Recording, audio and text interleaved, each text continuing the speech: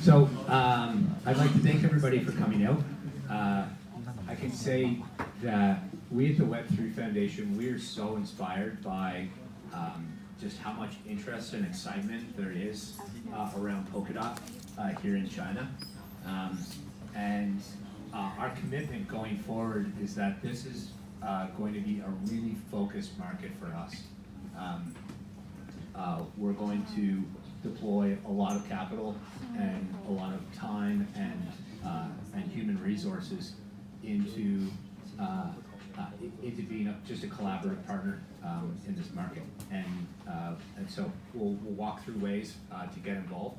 And I'd love to hear feedback from all of you for ways that we can collaborate and seek partnerships here in China. So we'll start with Web3. And what is Web3? Web3 is Gavin Wood's vision for a decentralized serverless internet where users have greater control over their privacy, their data, their financial accounts, and ultimately their freedom online, where decentralized peer-to-peer networks leverage trustless incentivization through sound crypto-economic design. And why do we call it Web3? We call it Web3 because it's the third major evolution of the internet. We started in the 90s with Web 1. Those were static websites, and monetization was mostly an advertising model, really poor UI, UX. Then we moved into Web 2 in the 2000s. That was social and mobile. That was more interaction with websites, more user-generated content, so on and so forth. But the business model of Web 2 mirrored the business model of Web 1 in that it was mostly an advertising, but targeted advertising. And so with Web 2, we saw the dawn of what we call surveillance capitalism, where a few companies own the vast majority of your data.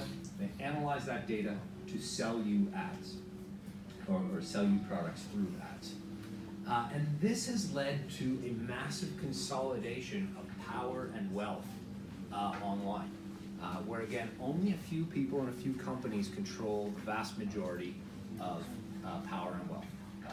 And so we are moving into a new generation of the internet, one that we're all very excited about, and that's why there's so many people here tonight, where decentralized applications are built on WebAssembly virtual machines and then compiled down to WAS and VMs and communicate with one another.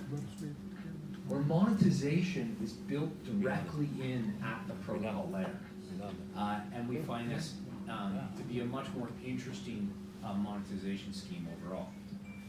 Users have better control over their data, better control over their privacy, and very importantly, there is a much better distribution of power and wealth online. If we look at the Gini coefficient, which is a representation of wealth in, say, Bitcoin or Ethereum, it's actually much better than what we've seen in Web 2 or society at large. So while they're not perfect, we are moving in the right direction when it comes to the distribution of power and wealth. And I think as we continue to evolve Web3 technologies, we're going to see this also continue to evolve with many ways that people can get involved. And so why does this matter? This matters because Web 2 has failed us. Again, a very small group of companies control the vast majority of cloud compute, cloud storage. They control all of your data, and they commercialize it as they see fit without including you in that monetization. And so I often find people in Web3 technologies have a really strong desire to not share any of their information, to have maximum privacy. And that's really interesting, and I respect those people. I myself am not really in that boat. I would be fine with sharing specific data with certain companies so that they can run machine learning algorithms and develop their products better. However, I just want to be paid for sharing my data. I want to participate in the business model of my data. And Web3 technologies enable that. And we think that's very, very compelling. So the Web3 Foundation and the concept of Web3 generally was founded on this concept of less trust, more truth. We shouldn't have to just trust that a company that controls all of our data won't be evil. The web should be set up so that those companies can't be evil. And this is really the founding principle of Web3 and the Web3 Foundation. So with the Web3 Foundation, we have some core beliefs that we hold. One is that we can create borderless public goods commons. These are networks that transcend geographical borders, where we can share information, share data, share value, and interact with one another without censorship. Where transparent representation is achieved through coherent governance. And that coherent governance is a noble pursuit. There's a lot of discussion today in crypto about crypto governance, and on-chain governance versus off-chain governance, and so on and so forth. We are squarely in the camp of pro-on-chain governance. We think that on-chain governance will allow us to evolve networks faster. It allows for a more transparent conversation about the issues that a network faces. And then if people can buy into a system where they know how decisions are made and that they're made transparently, they're able to make a better decision whether they want to be a part of that community or a part of that system. We also believe that we need more safe spaces for experimentation.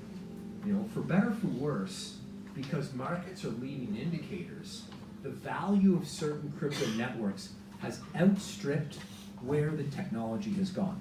And we've gotten to a point where certain crypto networks are now too valuable to experiment on. Should the experiment go awry, it's millions or billions of dollars lost. And we need to be able to create safe spaces to continue to evolve networks, experiment, and push the vanguard of this technology forward. And finally, and I think this is just a tenet that everybody in the space believes, is that when you create an appropriate crypto economic design, you create a Nash equilibrium between network actors. And then between those network actors, they contribute valuable behaviors or resources, or behaviors and resources, to networks. This is sort of the foundational elements of crypto economics. So, enter Polkadot. And what is Polkadot? Polkadot is interoperability infrastructure for Web3. It sits at the center of Web3, allowing different crypto networks to communicate with one another. It is an incredibly technically ambitious project that brings together a number of novel innovations, from a novel consensus mechanism, a hybrid consensus called Babe and Grandpa, arbitrary smart contract messaging, parallelized security, and a number of other interesting things that I'll get into, but more importantly, Gavin will get into as we move forward. A native governance mechanism allows us to guide this network and accelerate innovation while securing the network and ensuring minimum quorum is achieved. And then the primary implementation is led by Parity. And I've spent the last sort of 6+ years evaluating teams all over the world in this space. And I have not come across a team that has just such a deep technical bench of really some of the leading minds pushing the vanguard of this technology forward. So it's wonderful to be able to work in this community and with this team of really some of the leading technologists under Gavin Wood's leadership. So quick high-level overview of Polkadot. We've got a relay chain. So we've got a relay chain And then parachains can connect into the relay chain if they're built, say, using the Substrate framework and compile down to a WebAssembly. They can then communicate with one another. If a chain has a set of legacy technologies, it can also connect into the relay chain, but it does so through a bridge chain, which can fairly easily be spun up. And then that allows for all of these chains to communicate with one another. And communication means broad smart contract call capability cross-chain. So an Ethereum smart contract can call an EOS smart contract, and say a Tron smart contract can call a Dfinity smart contract, and a Dfinity smart contract can send a transaction on the Zcash network, and so on and so forth. And this is really the first big aha moment with respect to Polkadot. Something that, when looking at Polkadot, I became extremely excited. Allowing for, so there are other interoperability of blockchain projects out there, but most of them are centered around cross-chain token transfer through, say, bonded validators or some kind of hub and spoke mechanism. What Polkadot allows for is arbitrary cross-chain messaging, which is, again, a much broader scope, much more technically ambitious, and allows much more interaction between certain chains. What this will enable is totally novel use cases and totally novel capabilities for different chains. And this is achieved through the ability to perform asynchronous messaging between different chains.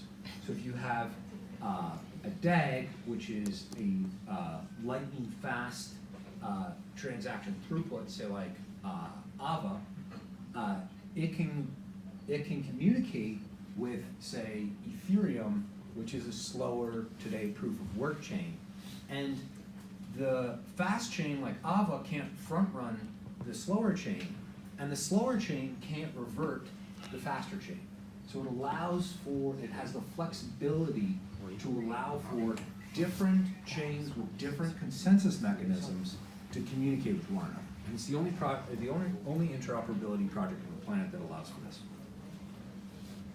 And so, how does this work? So in today's model, if a contract or chain or shard are going to communicate between a sender and receiver, they have to have the same consensus mechanism. They have to be synchronous. They have to sort of be based on the same set of rules. But with Polkadot, the sender and receiver can have different consensus mechanisms.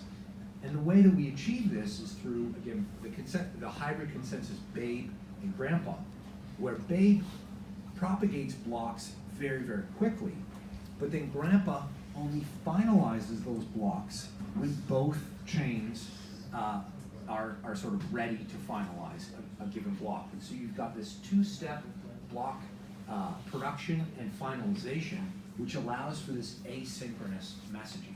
This is an incredibly interesting innovation, which really enables this arbitrary cross-chain messaging between totally different platforms. So the second big kind of breakthrough and aha moment that got me really excited about Polkadot is the concept of pooled security or shared security.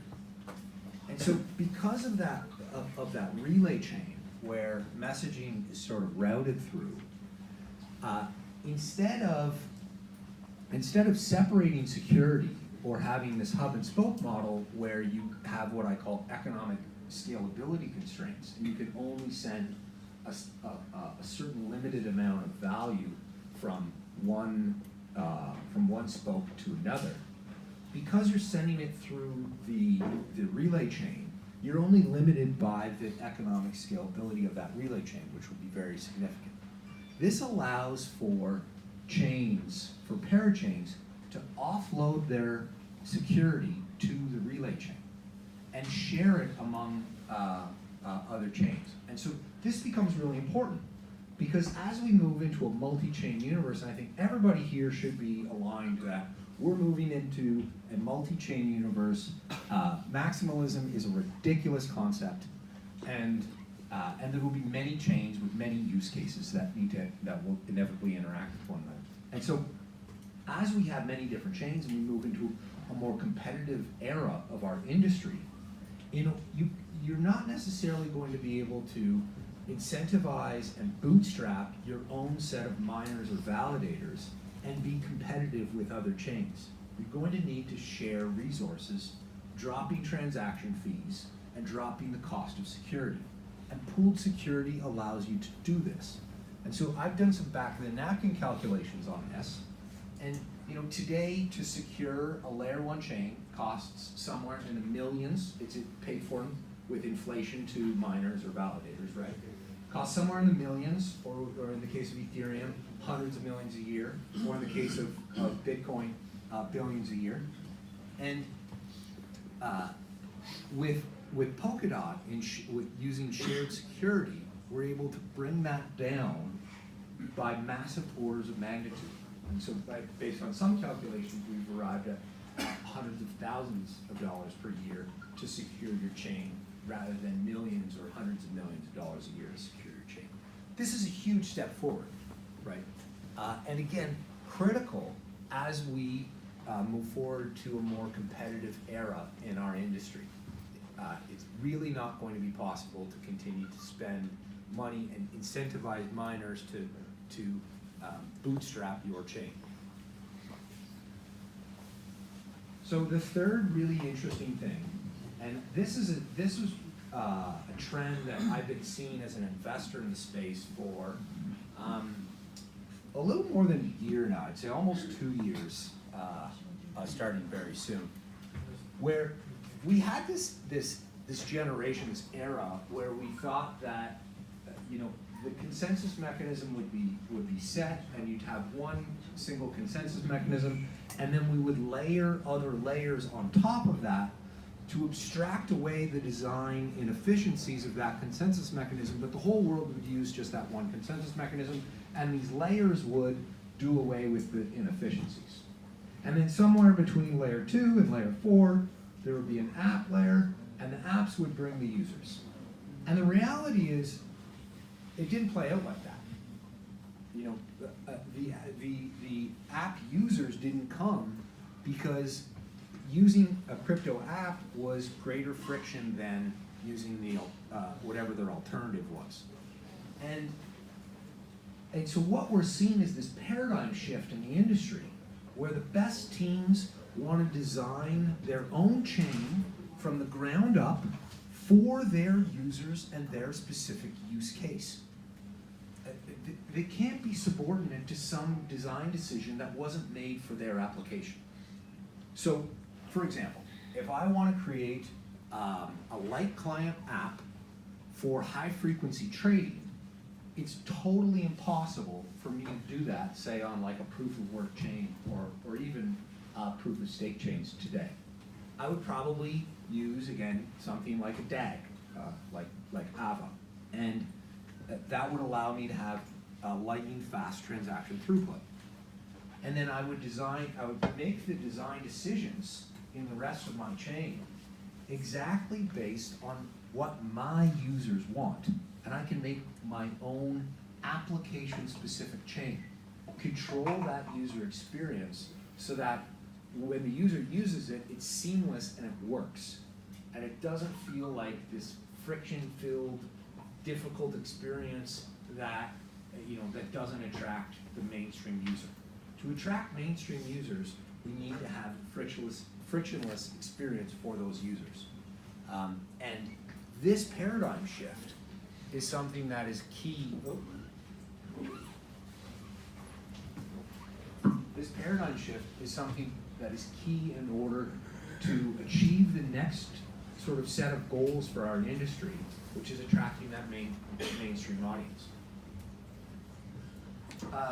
So a fourth really interesting thing is Parity Substrate. So Parity Substrate is a development framework. Think of it like an SDK or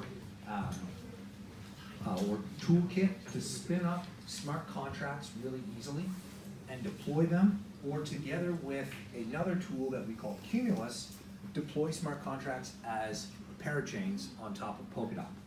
And so everybody in the Polkadot ecosystem who's building something will need to make a design decision that starts with, do I need to make a parachain for myself and own that entire experience, or do I need to make a smart contract and deploy that on a parachain?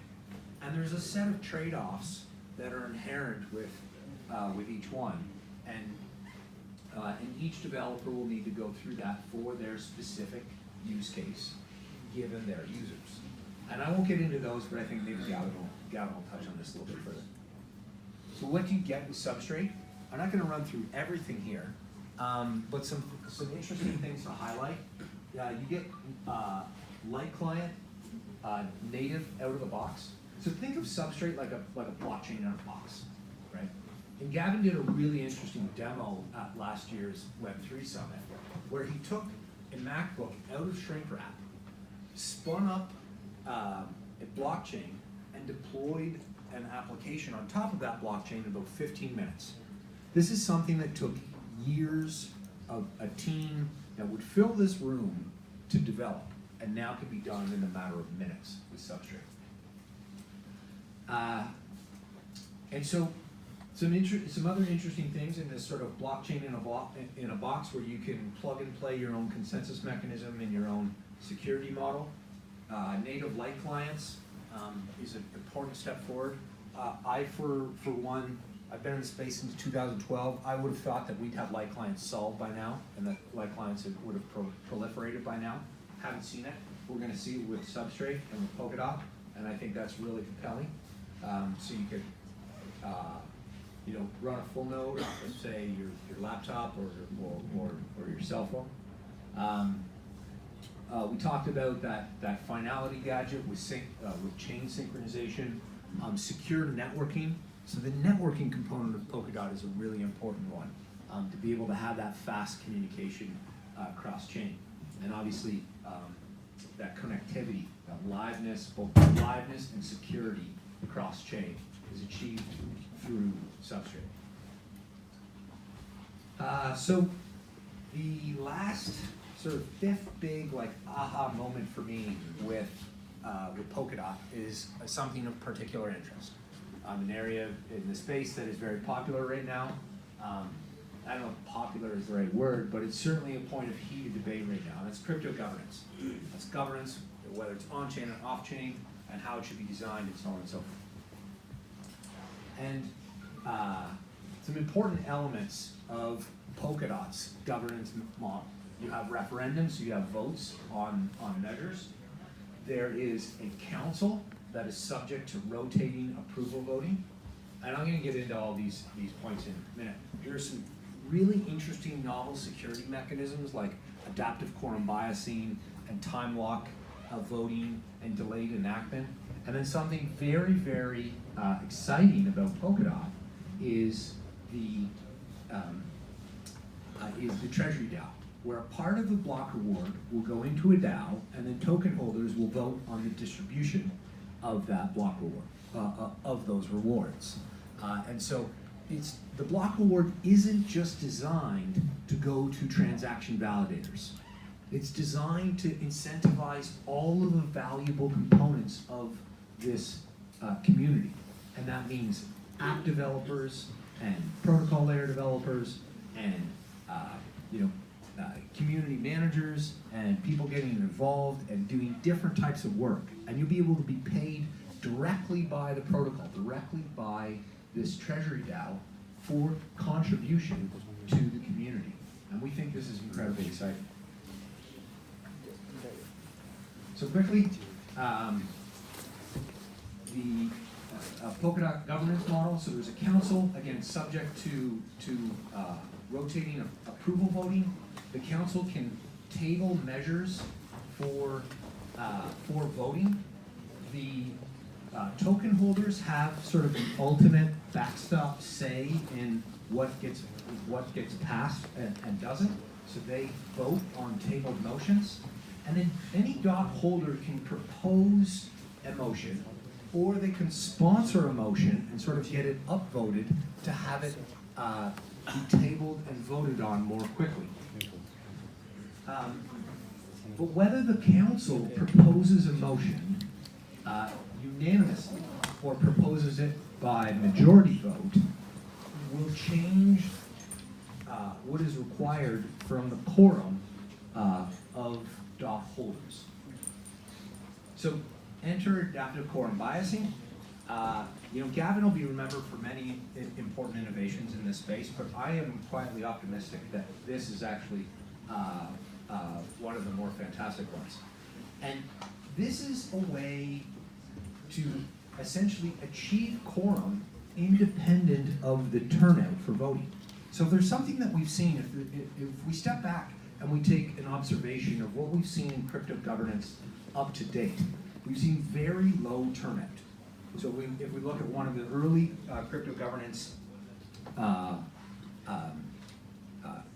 projects, the DAO, the big problem with the DAO was that we didn't achieve minimum quorum on a very obvious measure that was proposed by my friend, the creator of Apple Labs, Emin Gunser, on the moratorium. And so we had kind of a Brexit situation where everybody knew that it had to be passed, but then nobody actually got out and voted for it. And we see very low turnout in crypto governance in other projects. In MakerDAO, it's sort of mid-single digit turnout. In Aragon, we're seeing low single digit turnout. And so what the observation here is, not all votes really get high turnout, but we need a way for the network to evolve independent of whether there's been strong turnout or not. And so adaptive quorum biasing achieves this. If the council proposes something unanimously, and probably it's a pretty good measure that needs to go through, there is one set of quorum that is required. If a DOT holder proposes something, then it's a different quorum that is required. And as we move to lower turnout, we need more yays over the nays to carry that vote. Or in the case of the council proposing unanimously and low turnout, you need more nays over the yays to carry the vote. And so it's a dynamic way to control quorum based on turnout so that we can continue to evolve the network. Because at the end of the day, crypto governance is about evolving the network forward. And I think this is a really, really elegant system that allows for this. So another interesting security mechanism in the Polkadot governance model. The best way to explain this is just through a quick example. Alice, Bob, Charlie. Alice only has one dot, but she believes very strongly in the measure, so she time locks it for 8 weeks. Bob also believes pretty strongly, so he's got 3 dots. He locks it in for 6 weeks. Charlie doesn't really care, so he only locks it for 2 weeks. In this case, Bob carries the vote. In the other case, Alice and Charlie have the same, have the same amount of dots and carry for the same number of weeks. Bob doesn't care so much about this measure, so he only locks up for 4 weeks. Alice and Charlie carry that vote. Now, what's important here is if Alice and Charlie carry the vote, Bob can sell his tokens and move out, while Alice and Charlie are locked into the system for as long as they committed to. So it allows you to give more weight to your vote if you really believe in what in this vote.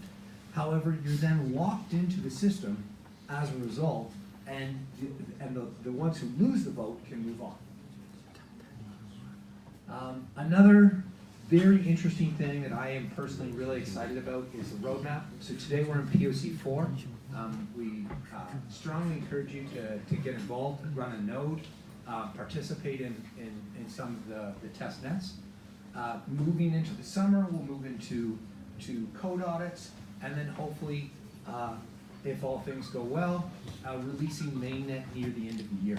And this is really what got me excited about Polkadot is not only are there all these innovations being proposed, all these really cool things that are going to be fun to play around with and allow for the network to evolve, but it's all going to be available now. I don't have to wait for 2 or 3 years for this to go from concept to actually implemented. This is available soon, this year. So that's really exciting. And we're very grateful to the Parity team for all their work in this regard. again, spending a lot of time evaluating teams in the space. To my knowledge, this is the only sort of major layer 1 project in the history of our industry that will ship ahead of schedule. It was scheduled to ship well into 2020, and through a lot of hard work from this team, right now they're on pace to be ahead of schedule. So let's see how that goes. So cool things being built in Polkadot. One project that I'm really excited about is Edgeware. So Edgeware is a smart contract platform where apps can be deployed very cheaply and permissionlessly to Polkadot. So Edgeware will be tied into the Polkadot network. It'll be the first parachain on Polkadot. And you can permissionlessly deploy any application that you'd like and be able to play around with that. But more interestingly, with Edgeware is that it's a network specifically designed to evolve the governance model. And so it'll use a crypto governance model that's very similar to Polkadots. In fact, it will start as default the same, but maybe the governance model evolves in a different way. And you'll be able to participate in this governance. As a default, half of the block reward will go into a DAO, and the token holders of this DAO will vote on how that is spent. So you can get involved and you can offer to build apps and make protocol layer upgrades and run nodes and all these other things and get paid directly from the Edgeware DAO based on the votes of the community. Another very compelling innovation of Edgeware is the distribution mechanism. So to my knowledge, this will be the most fair distribution methodology that we've seen to date, where we're giving away over 90% of the tokens to the community based on a lock drop. So you can lock up your ETH for 3, 6, or 12 months, and you'll get your ETH back at the end of that period, no matter what. But then you get Edgeware, you get Edge tokens based on how long you locked up your ETH. And then you can play around with the network, participate in governance, run nodes, and use those tokens in any way that you want, right from the Genesis block. But then you'll get your ETH back anyways. And so this is a way that people can get involved in this network and start to play around with crypto governance at very, very low opportunity cost. And we're excited about what this means. And then Edgeware leverages all the best in-class technology that we've been talking about with Polkadot, built on Substrate, deployed as a native parachain for maximum performance on Polkadot. And so we're really excited about where this is going. Other really interesting collaborations. ChainSafe is building a Golang implementation. We also invite others to think about building implementations. Our friends at Protocol Labs, we use the libphp. Polkascan is an interesting open source block explorer. ChainX here in China will deploy, to my knowledge, I think more than one parachain. I think they've got a couple in the works. Chainlink is a really interesting oracle. So there's all kinds of, there's more than 24 projects today building and getting ready to deploy on Polkadot. We've been incredibly grateful and really excited about the community reaction to Polkadot. So our grants and collaborations program, which I'm a part of, we have issued a number of grants this year already, and we're going to continue to issue more. We are participants in the ECF as well, very proudly.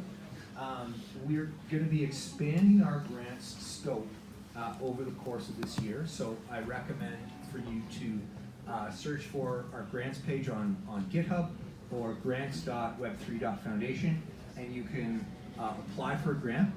And we've got a wish list on that website that goes through all the different things that we're looking for, but IDEs and developer tools, crypto economic simulators, wallets, explorers, new implementations of Polkadot in novel scripting languages, high privacy messaging, validation clients, one-click nomination GUIs. All these things we're looking for And grants can be issued in fiat, in dots, in a combination of fiat and dots.